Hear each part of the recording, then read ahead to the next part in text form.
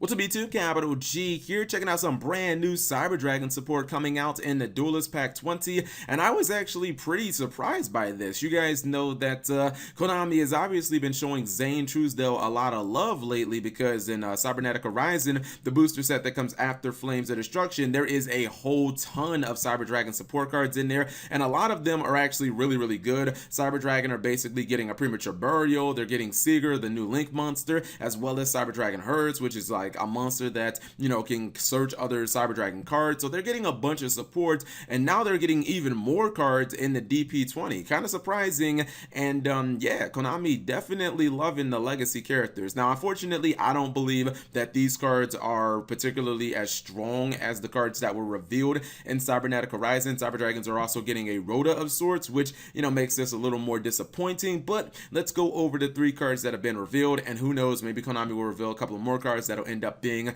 better. First card is Cyber Pharos. This is a level 1 light machine. The fact that it's level 1, I actually think it's quite important because Cyber Dragon Hertz is a level 1. When it's sent from the field to the graveyard, you can basically like search another Cyber Dragon, and that's really important because Link Karibo is a thing. This makes Link Karibo obviously even better. Now this is a 0 attack monster, 2100 defense. Always gotta have 21s on your Cyber Dragon stat lines, I guess. Third effect is the hard once per turn.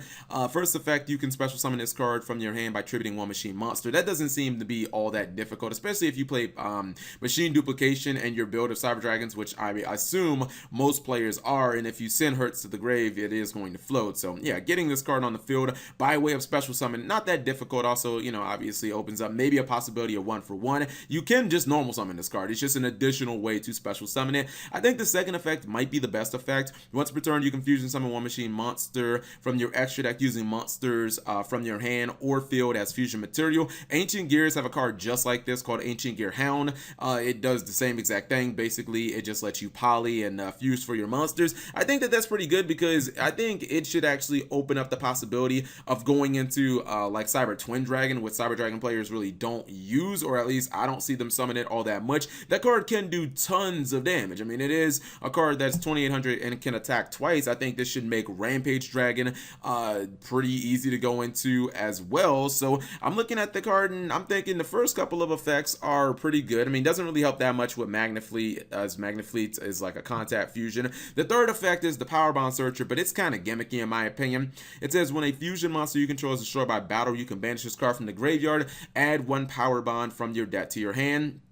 I feel like they should have been a little more realistic. These Cyber Dragon fusion monsters, they're not exactly small. I mean, Chimera Tech is like 21. That's not that small. You know, Twin is 2800. Magnafleet is usually 2000 attack. Like, the thing is, if people see this card in the graveyard and they know that you're going to be able to search Power Bond, they're just going to kill your fusion monster in another way. They're going to banish it, or they're going to spin it back to your extra deck, or they're going to kaiju it, or they're going to do something else other than attacking over it. We have so many forms of removal and Yu-Gi-Oh! It's not like players are going to be locked into just having to destroy it by battle. I feel like that was just kind of a wasted opportunity. I mean, it would have been better if you could like discard a card and then add Power Bond. Like, that would have been significantly better. I actually think my biggest problem with Cyber Pharos is the fact that it's not a Cyber Dragon card and it doesn't count as Cyber Dragon on the field. Do you know what? When Cybernetic Horizon, we got all those Cyber Dragon monsters that all counted as Cyber Dragon on the field, I somewhat like, I don't know if I underplayed it, but I think I started to underappreciate it because I was just like, oh, okay, every Cyber Dragon monster is going to count as, you know, Cyber Dragon on the field or all their support cards, and then Konami releases one with some potential, but it doesn't count as Cyber Dragon on the field,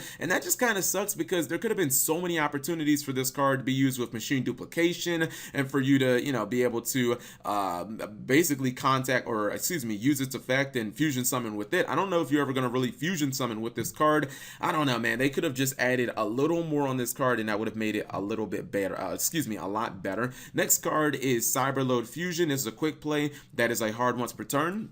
It says your monsters cannot attack for the rest of the turn except the monster special summoned by this effect. Also, fusion summon 1 fusion monster that lists Cyber Dragon, that lists a Cyber Dragon monster as material from your extra deck by shuffling fusion materials in your possession listed on the card into your deck that are on the field or banished. Okay, so I guess the best benefit about this card is the fact that it can be used during the battle phase, and it does say that the monsters can't attack for the rest of the turn. So if you just happen to have, I don't know, Cyber Dragon plus another Cyber Dragon on the field, you can attack, and then you can activate this. This is, I think, the easiest way to explain this is basically El Shaddai Fusion for like Cyber Dragons, which it seems okay in theory. You know what I mean? I don't really know if you need this card because it's not guaranteed that you're actually going to be able to OTK your opponent. Also, the cards go into your deck, which I believe you'd much rather have the cards go to the graveyard. If you had something like Cyber Dragon Hertz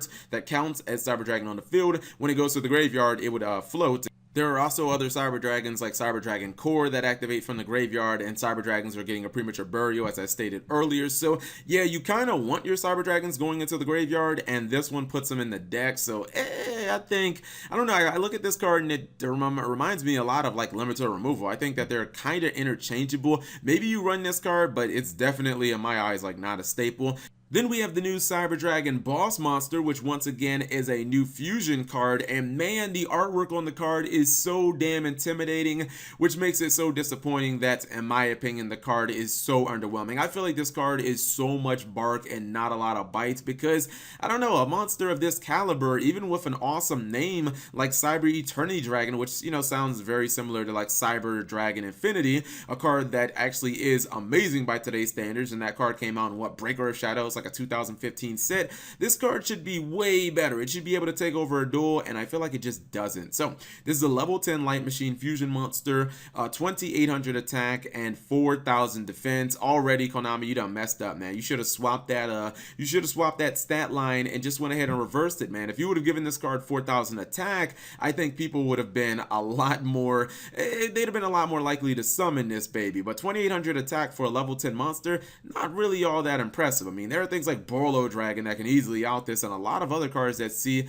just, you know, a lot of significant meta play. Now, the fusion materials I think are quite achievable. It's one Cyber Dragon monster plus 2 machine monsters, so basically just a simple machine duplication and you're already there. Or you can use Cyber Dragon, or excuse me, you can use Cyber Pharos. It's not a Cyber Dragon, but yeah, if you have Cyber Pharos, you should be able to go into this pretty easily. I just don't think you'll really want to. The first effect says, while a machine fusion monster is in your graveyard, this card cannot be targeted by or destroyed by opponent's card effects. So this basically becomes a Magispector, but you have to already have a machine fusion monster in your graveyard to become the Magispector to get that protection. I kind of feel like if you're giving up 3 monsters, shouldn't you already get that protection? I mean, yeah, I guess you could cheese it. Like, you could go instant fusion for Sabersaurus, or excuse me, Cybersaurus. That's a Sabersaurus is the dinosaur, right? You can go instant fusion for Cybersaurus, and you know, you can use that with your Cyber Dragon, go for Nova, you know, go for Infinity, and that's an easy way of getting like a fusion monster in the graveyard. But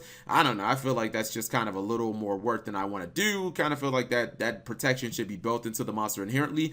Effect number 2, if this fusion summoned card is sent to the graveyard by your opponent, which means battle or card effect, you can special summon one Cyber Dragon from your hand, deck, or graveyard. That's neat, you know, especially considering a lot of these Cyber Dragon monsters count as the original Cyber Dragon while in the graveyard. You know, otherwise you're probably going to get one from your deck. The thing about it is, again, you're investing 3 cards into this, and so far we haven't found any ways to even get like a +1 or to get any tangible advantage out of this card. It says that it, you know, semi-floats, but I don't want to give up 3 cards for a monster that floats into just a fucking Cyber Dragon. That doesn't really seem like it's worth my time.